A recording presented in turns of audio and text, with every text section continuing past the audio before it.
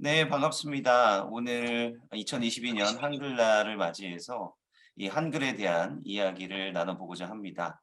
오늘 우리가 쓰는 한글이 여러 가지 소리와 또 여러 가지 말들을 표현하는 굉장히 중요한 언어라고 생각을 합니다. 그럼에도 불구하고 우리 한글이 이 전 세계 모든 소리를 낼 수는 없습니다. 이러한 가운데 한글의 보다 세계적인 활용을 위해서 또 오랫동안 연구하신 분이 계시는데요. 바로 전 감리교신학대학교 교수로 계셨던 방석종 교수님입니다. 최근 2년 전에 세계정음 새한글 실론이라고 하는 책도 내시고 또 그러한 저서를 통해서 이 한글이 어떻게 잘 확장이 될 수 있고 다양한 많은 소리들을 표현해낼 수 있는지 거기에 대한 방법론적인 이야기를 제시해 주셨습니다. 그래서 이번 짤막한 강의인데요. 이번 강의에서는 바로 이러한 내용들을 각 주제에 따라서 안내해 드리고 또 우리가 한글을 어떻게 갖고 나가고 어떻게 발전시킬 수 있을지 그렇게 생각을 해 보도록 하겠습니다. 먼저 방석종 교수님께서 강의를 해 주실 예정인데요. 아까 소개 말씀드렸던 것처럼 감리교신학대학교 구약학 교수로 역임하셨고요. 그다음에 2020년도에 세계정음 새한글 실론이라고 하는 책도 내시고 그 외에도 한글 확장에 관한 또 많은 연구들과 그런 글들을 계속해서 내고 계십니다. 그래서 먼저 천지인 한글 자음이라고 하는 주제로 강의를 해 주시겠습니다. 방석준 교수님 강의 진행해 주시면 감사하겠습니다. 예, 천지인 한글 자업 강의를 맡은 방석중입니다. 예, 그 다음에요. 한글 자업이 하늘천, 따지, 사람인 이 세 형태로 하늘을 닮은 동그란 글자, 땅을 닮은 사각형의 반듯한 글자, 그 다음에 사람을 닮은 인자, 이렇게 세 형태로 자음이 23 또는 25개까지 있는 것이 후미저음이 있는 걸 발견을 하고 그렇게 분류를 해서 강의를 합니다. 천지인의 자음은 기본적으로는 17자입니다. 우선 순서가 바뀌었지만 따지에 기역, 니은, 디귿, 리을, 미음, 비읍, 키읔, 티귿, 피읍, 이것이 사각형에 있는 반듯한 자음이고요. 그 다음에 하늘천은 동그란 글자예요. 그래서 시옷과 지읒 사이에 사이 시옷이 삼각형 모양이 있습니다. 그 다음에 거기에 동그라미 이응이 있고, 그 다음에 꼭지가 달린 꼭지이응이 있고, 그 다음에 꼭지가 떨어진 히읗으로 된 이응이라고 하는 그런 천의 자음이 있고, 그 다음에 마지막에 히읗이 있는데, 요 천에 속한 자음이 사이 시옷과 꼭지 이응과 된 이응이 전부 이응 속으로 흡수가 돼 버렸어요. 그래서 요 세 글자가 없어졌습니다. 그것이 없어진 것을 우리가 왜 다시 얘기를 해야 되느냐, 그걸 설명을 드리고요. 그 다음에 사람이 이웃, 지읒, 치읓이 있습니다. 그 다음에 중요한 것은 천지 혼합형 이체자, 그것이 6자 또는 8자가 있는데요. 천 동그라미하고 지 사각형하고 이게 획입니다. 두 획이 합해가지고서 이체자가 되는데, 그것이 자음 위에 천이 있고 천 아래 사각형의 지의 자음이 있습니다. 그것을 이체자라고 그러는데, 세종대왕이 후미저음을 만드실 때부터 이것이 있었습니다. 그래서 거기 이응 아래 기역, 흐 발음이 나오고 이응 아래 디귿, 그것이 이제 영어의 th 더 혀 끝을 잇몸에다가 대면은 더 소리가 나와요. 그런 발음이고요. 그다음에 리을 이응 아래 리을은 목젖을 울려 가지고 하는데 이것은 우리나라 사람들이 내기 어려운 요들송 스위스 사람들이 부르는 요들송에 그 목젖을 떠는 그런 이응 아래 리을이 있습니다.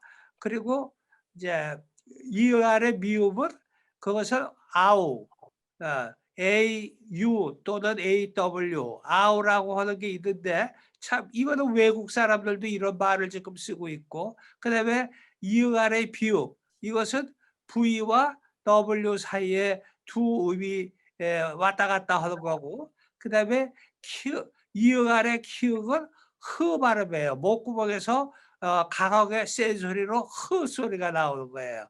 그다음에 이응 아래 티건 이것은 땡큐 할 때 th 발음으로 나옵니다. 그리고 이응 아래 피읍은 f 발음이나 ph 발음으로 나오는 걸 보는데 이것이 후미적음이 다 있어요. 근데 지금 쓰질 않고 있습니다. 이것을 다시 설명을 드리면 연서형 합자 이체자라고 합니다. 연서는 두 가지 표현이 있어요. 연결한다는 연자에다가 글서자를 해가지고서 위에서 아래로 두 개의 자음이 위에 아래로 있는 그런 자음을 연서형이라고 그러고 그다음에 부드러운 음으로 부드러운 연자에다가 글서자로 하는 연서가 있는데 여기서는 글자가 자음이 위와 아래로 연결되는 이체자를 말합니다. 이체자는 이제 어떤 거냐? 이응 아래 키읔과 이응 아래 비읍이 있는데 이것을 이제 러시아 저 동방의 유럽의 키릴 문자라는 게 있습니다. 지금 여러분이 보시면은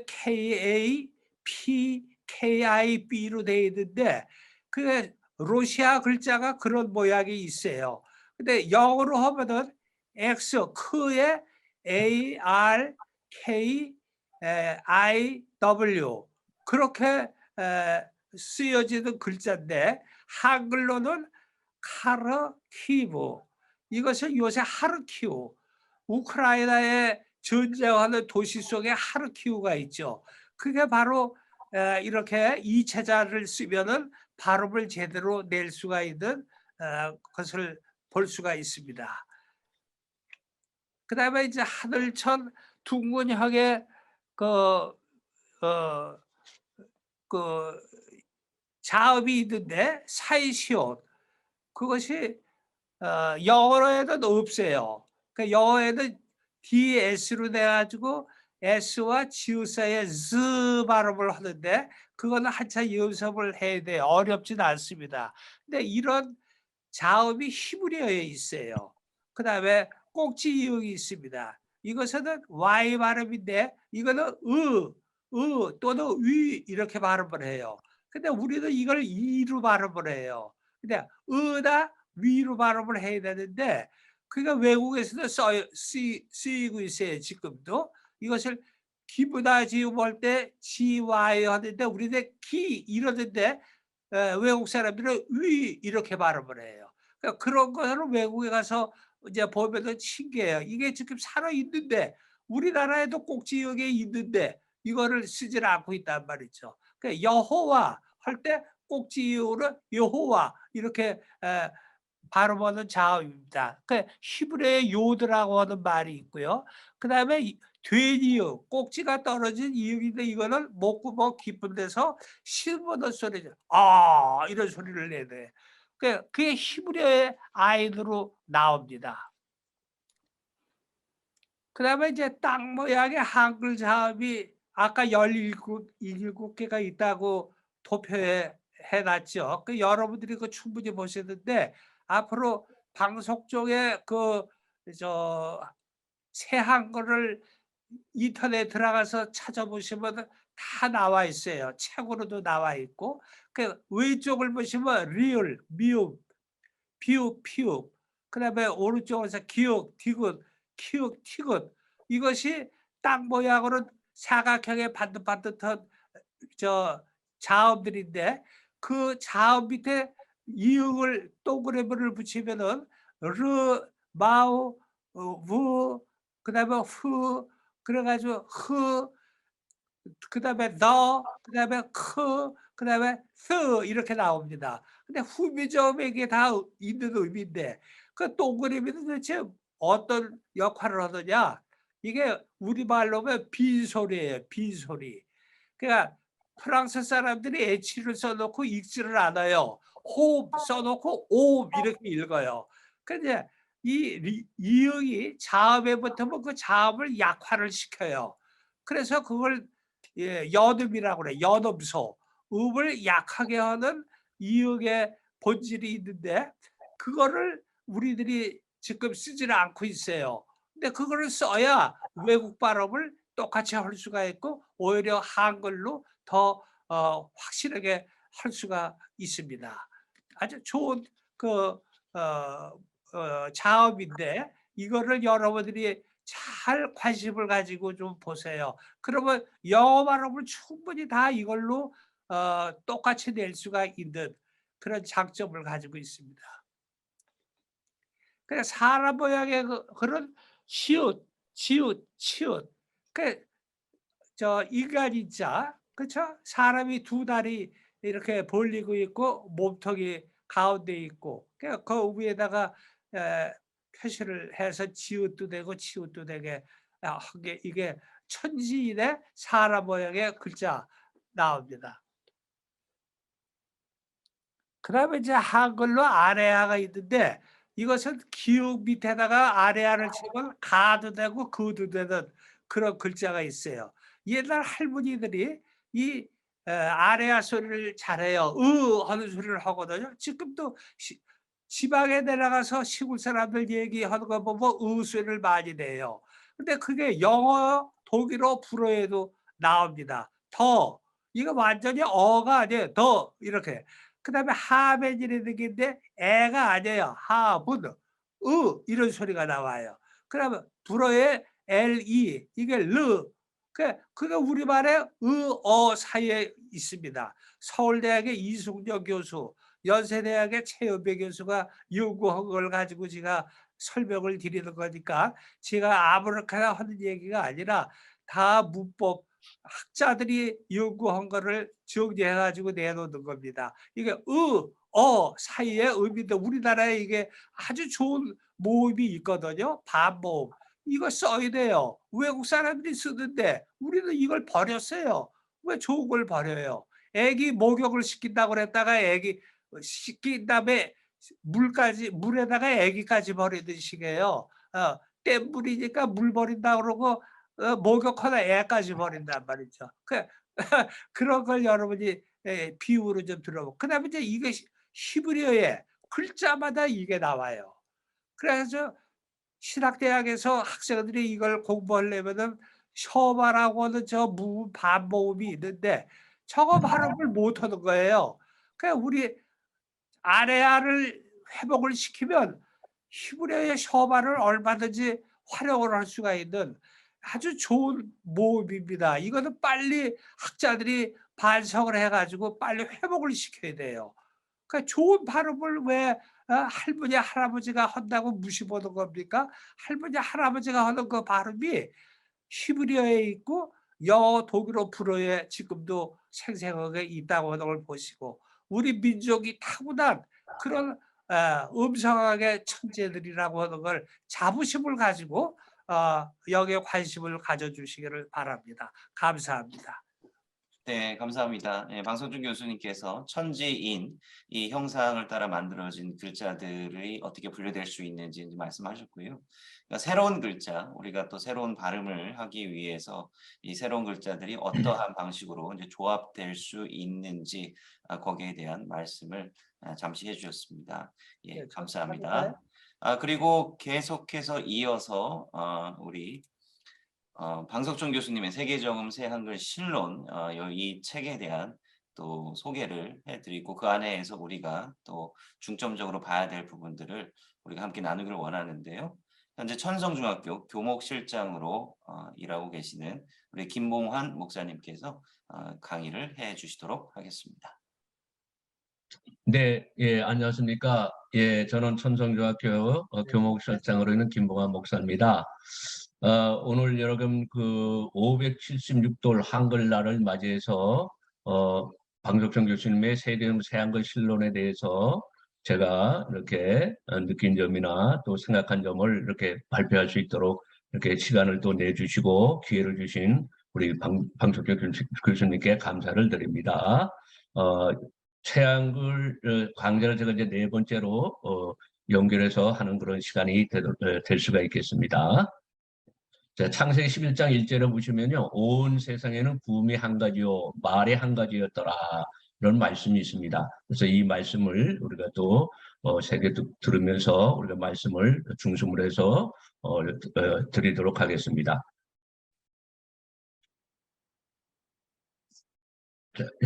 자, 그러면은 한글이 여러분 창제된 지는 600년의 세월이 흘렀습니다. 어려운 뜻글자와 한문 표기의 한계점과 문제점을 극복하기 위하여 일찍이 세종대왕께서 한글을 창제하셨습니다. 이 한글의 과학적인 창제 원리는 세계적으로 인정받고 있습니다.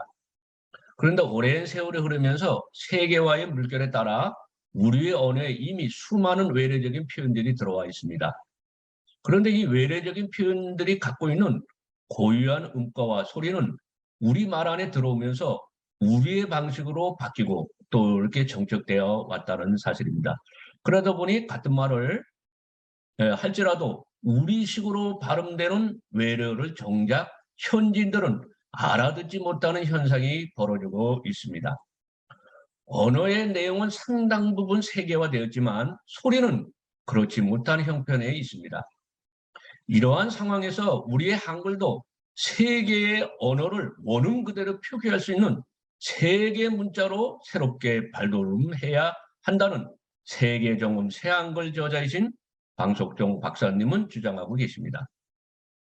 현재 한글은 다른 언어의 음가를 표기하기에는 자음 음가의 수가 부족합니다. 예를 들면 영어는 알파벳은 21개, 슬라브어는 23개, 한어는 21개, 히브리어는 22개입니다. 이에 비해 한글은 14개의 자음뿐입니다. 또한 라틴어, 슬라브어, 한어, 그리고 히브리어는 모음의 장단 표기가 표기되지만 한글은 모음을 장단으로 표기하는 장치가 없습니다. 그 외에 어휘의 보조 악센트도 없습니다. 그래서 이러한 한글의 한계를 보완하기 위하여 방석종 박사님은 훈민정음 중 사라진 자목들이 있습니다. 즉 사이시옷입니다. 스와 저의 사이음, 꼭지이응이 있습니다. 그리고 여린 희역이 있습니다. 목구멍 깊은 이응의 소리죠. 그리고 아래아가 있습니다. 아, 어 사이의 소리입니다. 등의 글자들과 또 여린 비읍의 제자 원리에 기반한 연음을 표현하는 이체자가 있습니다. 그래서 미음, 리을 음입니다. 그래서 퓨, 푸의 이런 음과 방석정 박사가 고안한 연음 글자인 그, 드, 크, 트 등의 글자를 기존의 한글 체계에 보충함으로 다양한 외래 발음들을 정확하게 표현해 수 있는 체계를 마련해야 한다고 주장하고 있습니다. 이러한 의미에서 현행 한글 17자에 쓰지 않고 사장된 자음 6자들을 복원하여 23개의 자음이 되는 한글 자음을 만들면 히브리어 성경이나 중국, 인도의 종교 경전을 문자를 원음으로 음역하여 온전한 표기로 정확하게 읽고 발음할 수 있다고 이렇게 주장하고 있습니다. 또한 동국대학교 정우영 교수님은 용비어천가, 훈민정음 언해, 석보상절 등의 문헌에서 중국어와 산크리스트 등과 같은 언어들이 훈민정음으로 음역이 표기되어 있다고 이야기했습니다. 그러므로 훈민정음은 고유어 표기에만 머물러 있지 않고 세계 언어까지 표기하고자 창제된 것임을 지적하셨습니다. 한글날을 맞이하여 우리는 훈민정음 28자모와 여린 양수는 비읍 제자 원리에 따라서 기역, 디귿, 크, 트 음가를 사용하여 우리의 한글을 세계화시켜야 하겠습니다.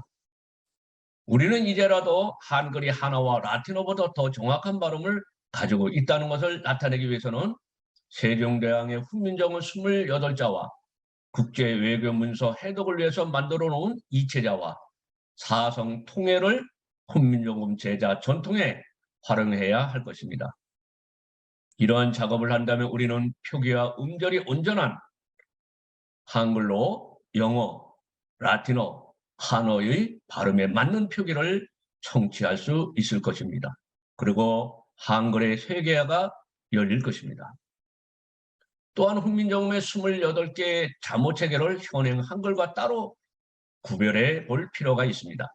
이를테면 현행 한글은 영어 발음을 할 수 없는 순 우리말의 문자라면 훈민정음은 외국어 발음을 할 수 있는 문자를 가지고 있다는 사실입니다.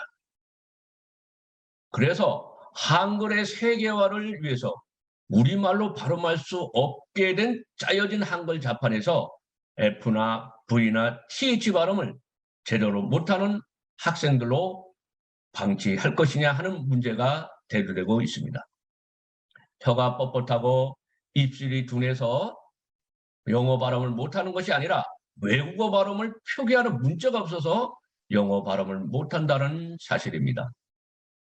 이제라도 우리는 훈민정음 28자와 비읍 양순음 제자 원리에 근거한 외국어 발음 표기를 세종의 후손답게 겸손히 받아들이는 용단이 필요하다고 하겠습니다. 우리의 초등학생들에게 훈민정음에 사라진 내자와 영어에 일치하는 그의 음가 표기를 가르치고 여름 비읍 제자 원리에 근거한 사음, 즉 연음들이 있었죠. 디귿, 리을, 미음, 비읍, 피읍, 티읕 이런 연음을 활성화하는 한글 교육 정책이 시급하다고 할 수 있겠습니다. 그러므로 세종대왕의 창제 원리를 받들어 훈민정음에 감춰진 소리의 본물 곡간을 열어 활용한다면, 즉 훈민정음 병석 규칙으로 모든 발음 표기가 가능하다는 것입니다. 이러할 때 한글이 명실상부하게 세계적인 문자로 우뚝 설 것이라고 생각합니다. 이것이 세계정음 새한글의 저서 목적이라고 할 수 있겠습니다. 예, 감사합니다. 네, 감사합니다. 우리 김봉환 목사님께서 강석중 교수께서 저술하신 세계정음 새한글 실론의 핵심적인 내용, 그리고 우리가 왜 새한글을 개량하고 또 발전시켜 나가야 되는지 그 당위성에 대한 부분들을 중심으로 잘 정리해서 요약해 주셨습니다. 감사합니다. 이제 마지막으로 제가 그 새한글과 히브리어라고 하는 주제로 잠시 말씀을 좀 드리고자 합니다. 그래서 지금 앞서 강석준 교수님께서 강의하신 내용도 그렇고 지금 김봉환 목사님께서 강의하신 내용도 그렇고 사실 우리가 평소에 보지 못했던 그런 이체자들, 새로운 글자들에 대한 이야기를 좀 해주셨는데요. 그런 글자들이 어떠한 원리에서 만들어지고 또 어떠한 그 필요성이 있는지 잠깐 살펴보려고 합니다. 먼저 이제 히브리어에 대해서 우리가 좀 잠깐 살펴보려고 하는데, 물론 이 히브리어라고 하는 글자 자체가 많은 분들에게 익숙한 글자는 아니라고 생각을 합니다. 그런데 우리는 이제 글자의 그 모양 그 자체보다도 그 글자가 가지고 있는 소리, 그리고 각기 같은 자음이지만 어떻게 다른 소리를 내도록 고안이 되었느냐, 그 원리를 먼저 우리가 보려고 하는 것입니다. 그 히브리어 글자 가운데 특별한 6개의 자음이 있는데요. 그것이 바로 베가드 케파트라고 하는 것입니다. 그래서 이 베가드 케파트는 각기 2가지 소리를 가지고 있습니다. 이 자음은 브라고 하는 비와 같은 소리를 내기도 하고요. 또 이 자음은 동시에 v라고 하는 소리를 갖기도 합니다. 그리고 이것도 가, 가, 다, 다, 카, 하, 파, 파, 타, 싸 이런 식으로 같은 자음인데 상황에 따라서 다른 소리로도 발음이 된다라고 하는 것이죠. 같은 자음으로 두 가지 소리를 낸다라고 하는 것은 참 쉬운 일은 아닙니다. 그래서 이 히브리어의 그 점을 부가함으로 이러한 각기 다른 소리를 표현해 내었는데요. 바로 점이 있으면 이 소리는 강음의 소리를 내는 것이고 점이 없으면 연음, 굉장히 부드러운 소리로 표현하게 된다라고 하는 겁니다. 그러니까 어떤 새로운 소리를 표현하기 위해서 새로운 글자, 새로운 자음 자체를 만들어내는 것이 아니라 거기다가 가획 혹은 가점을 하는 거죠. 뭔가 점이나 뭔가 추가적인 부호를 더하거나 빼므로 해서 굳이 더 많은 글자를 만들 필요 없이 다른 소리를 낼 수 있도록 이렇게 글자 체계를 고안해 냈다라고 하는 것입니다. 여기서 우리는 중요한 힌트를 얻을 수 있다라고 하는 것이죠. 그래서 사실 우리 한글이 모든 이 세계 모든 소리를 많은 언어들을 표현할 수 있는 소리를 다 낼 수 있으면 좋겠지만 현재 한글 체계에는 그것이 불가능하다라고 하는 것입니다. 그래서 이제 어떤 특정한 소리를 낼 때는 또 다른 언어나 알파벳을 가지고 와서 이제 표현을 해야 되고 혹은 그것을 억지로 한글로 현행 한글 체계로 끌어왔을 때에는 본래의 소리와 또 다른 방식의 소리로 표현이 될 수밖에 없기 때문에 그 자체로 한계가 있다라고 하는 것이죠. 그렇기 때문에 우리는 특별히 한글에는 잘 존재하지 않는 그런 연음을 어떻게 표현해야 되는가 거기에 대한 그 해결책을 우리가 생각해 봐야 될 필요가 있다라고 하는 것입니다. 그래서 사실 이것은 원래 없던 것은 아니고요. 우리가 훈민정음 체계에서 이미 가지고 있었던 그 원리다라고 하는 것을 좀 말씀을 드리고 싶습니다. 자, 그래서 이 훈민정음 안에는 훈민정음이 반포될 당시 어떠한 글자 체계가 있었냐면 바로 이 연음소라고 하는 글자 체계가 있었습니다. 연음소라고 하는 것은 여러분께서 보시다시피 이렇게 이응과 동일한 모양입니다. 이응보다는 조금 작죠. 그런데 훈민정음 해례본에 이러한 언급이 있습니다. 요 이응 연음소 글자를 순음 글자 아래에 이어서 쓰면 순경음 글자가 된다라고 하는 겁니다. 그러니까 이제 예를 들면 요 비읍에 밑에 이응이 들어가게 되면 요 연음소가 들어가게 되면 이것은 가벼운 입술 소리가 된다라고 하는 겁니다. 그래서 이것이 없고 비읍만 했을 때는 브가 되지만 그러나 이것을 이어서 쓰면 좀 더 부드러운 입술 소리 그러니까 영어의 V에 가까운 그런 소리를 낼 수 있다라고 하는 거죠. 우리 현행 한글 체계로는 이러한 영어의 V에 해당하는 그런 소리를 절대로 표현할 수가 없는데 이렇게 간단하게 이 연음소를 활용해서 그런 글자를 그런 소리를 표현해낼 수 있다라고 하는 겁니다. 그러니까 우리가 여기서 볼 수 있듯이 뭐 새로운 글자를 거기서 더 해야 된다라고 하는 것이 아니라 일정한 기호를 여기다가 부가하면 손쉽게 그런 연음 글자를 표현해낼 수 있다라고 하는 것이죠. 그래서 우리는 훈민정음에서는 뭐 굉장히 한정된 글자에만 이 연음소가 부과되어 있으나 그러나 오늘날에는 보다 더 많은 글자 우리가 이미 세계화되어 있고 많은 언어들을 접하고 있기 때문에 어떠한 소리들이 필요한지를 이미 알 수 있죠. 그 훈민정음이 반포될 당시와 지금의 우리의 언어 어떤 지식이나 이런 것들이 다르기 때문에 우리는 좀 더 많은 소리들이 필요한 것입니다. 그래서 훈민정음에서 표현된 것 외에도 이렇게 더 많은 글자들의 연음소를 부과할 수 있다라고 하는 것입니다. 그래서 히브리어 체계와 이제 이것을 비교해 보면 브, 그, 드, 그, 프, 트 이것은 현해 한글로 물론 표현할 수 있는 그런 소리가 되겠고요. 그다음에 아까 말씀드렸던 연음이죠. 우리 현해 한글로는 표현할 수 없는 연음. 자, 근데 지금 보시면 아까 여림 비읍의 원리와는 다르게 이 연음소가 위로 올라가 있습니다. 이것은 바로 이제 실제적으로 좀 실용적으로 이 글자를 사용하기 위해서 밑에 있는 연음소를 위로 올렸습니다. 왜냐하면 한글 글자의 특성상 이제 받침 글자들을 많이 쓰기 때문에 받침과 연음소가 이렇게 겹쳐져 있으면 좀 글자를 보는데 좀 혼동이 될 수 있기 때문에 좀 더 실용적으로 사용하기 위해서 연음소를 위쪽으로 올려서 표현을 해 본 거죠. 그래서 이렇게 표현을 하면 브, 그, 드, 크, 프, 스 이런 식으로 또 새로운 여는 발음을 표현해낼 수 있다라고 하는 것입니다. 자, 그래서 결론적으로 말씀을 드리면 우리가 이 한글을 어떻게 확장할 것인가. 저희가 방석준 교수님께서 주장하시는 것은 뭐냐면 뭔가 변칙적이고 뭐 우리가 전혀 사용하지 않았던 그런 새로운 글자를 새로 만들어내고 더해야 된다라고 하는 게 아니죠. 첫 번째로는 사라진 훈민정음 사자모를 복원해야 된다라고 하는 겁니다. 이미 세종대왕이 창제를 했지만 그러나 우리가 이제 역사를 지남에 따라서 우리가 더 이상 쓰지 않는 그런 발음들이 다 쇠퇴해 버렸는데 그런 것들을 다시 활용을 하자라고 하는 것이죠. 그리고 지금 말씀드렸던 여림비읍 원리를 활용해서 이런 연음들을 표현할 수 있는 다양한 이체자, 추가적인 소리를 낼 수 있는 그 기존의 글자를 변형한 형태의 글자를 사용하면 충분히 다양하고 많은 소리를 우리가 한글로도 낼 수 있다라고 하는 것입니다. 그래서 이제 이러한 원리를 활용하여서 이런 식으로 글자를 소리를 표현할 수가 있다라고 하는 것이죠. 그래서 텔레파시라든지 파시즘이라든지 예호바, 브라더 뭐 이러한 기존의 한글로는 조금 변칙적으로 좀 발음을 해야 됐던 이러한 다양한 소리들이 이 새한글을 적용했을 때 이렇게 다양하게 표현될 수 있다라고 하는 것을 우리가 볼 수 있겠습니다.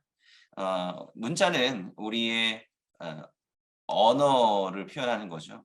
그러니까 우리가 보다 세계화되고 또 많은 언어들을 잘 이해하고 그것들을 잘 활용하기 위해서는 우리의 문자 역시 이 세계화의 분위기에 맞춰서 발전할 필요가 있다라고 생각을 합니다.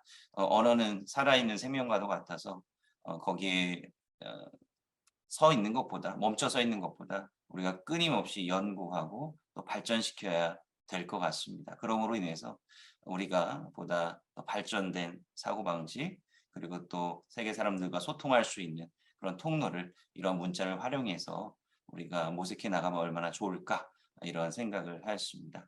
그래서 이러한 또 주제로 오늘 또 이번에 한글날을 맞이해서 강의 영상을 보내드립니다. 여러분들 함께 보시고 또 이 영상과 관련하여서 뭐 질문 있으시면 댓글로 언제든지 질문해 주시면 거기에 가능한 대로 또 답변을 드리도록 하겠습니다. 그러면 조만간 또 다음 영상 또 강좌로 여러분들 찾아뵙도록 하겠습니다. 긴 시간 시청해 주셔서 감사합니다.